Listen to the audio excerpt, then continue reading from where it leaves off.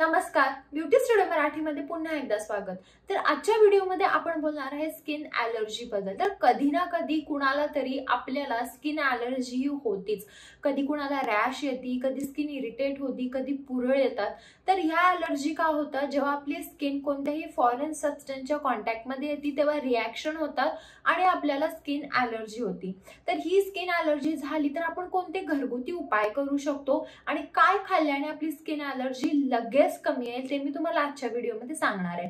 चला तर मग हा आजचा स्किन ॲलर्जीचा व्हिडिओ आपण लगेच चालू करूया। सगळ्यात पहिला आहे ते म्हणजे ॲलोवेराचं जेल, कोरफडचं जेल। जिथे तुम्हाला ॲलर्जी झाली आहे तिथे तुम्हाला दिवसातून 3 वेळा तरी कोरफडचं जेल लावायचं आहे। जर तुम्ही बाहेरचं कोरफडचं जेल लावत असाल तर डायरेक्टली लावा, पण जर तुम्ही घरात कोरफडच्या झाडाचं तेल जेल लावत असाल तर तो जो पिवळेपणा असतो ना, जो चिकट जो चीक असतो तो तुम्हाला काढायचा आहे आणि फक्त व्हाईट कलरचं जे ॲलोवेराचं जेल असतं तेच लावायचं। तो जो पिवळा चिकटपणा आहे ना तो कधीही लावू नका। तुम्ही खोबरेलचं तेल देखील लावू शकता, पण एक्स्ट्रा व्हर्जिन कोकोनट ऑइल म्हणजे एक्स्ट्रा व्हर्जिन खोबरेलचं तेलच लावा, तेच बेस्ट आहे।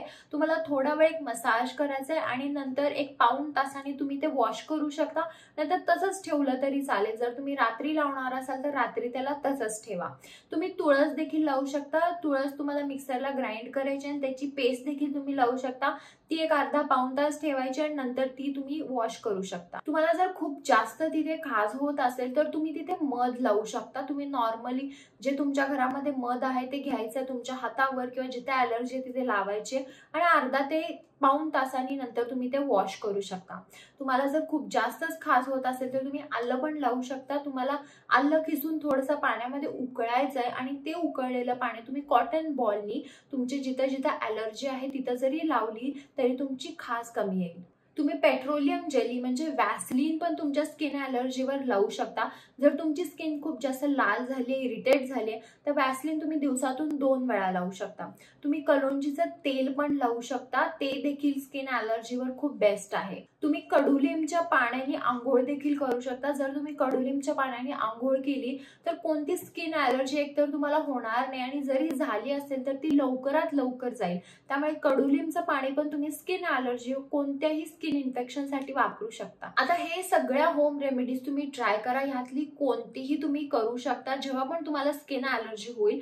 आणि सोबतच तुम्हाला काय खायचं तर स्किन ॲलर्जी झाल्यानंतर आपल्या बॉडीमध्ये ना अँटीऑक्सिडंट ज्यादा असणं खूप गरजेचं असतं, कारण अँटीऑक्सिडंट स्किनला रिपेअर करतं।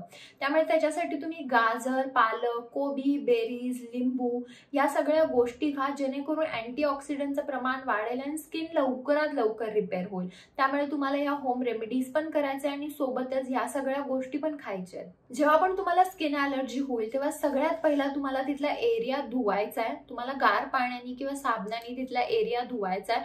नंतर तुम्हाला जर खूप जास्त खाज होत असेल तर तुम्ही एकतर बर्फ लावू शकता आणि ॲलोवेरा जेल लावू शकता, जेणे थोडंसं जी इचीनेस असते ती कमी येते। जर तुम्हाला उन्हात जायचं आहे स्किन ॲलर्जी झाल्यावर तर सनस्क्रीन लावल्याशिवाय उन्हात अजिबात जायचं नाही। सनस्क्रीन बिन लावता उन्हात जाऊ नका।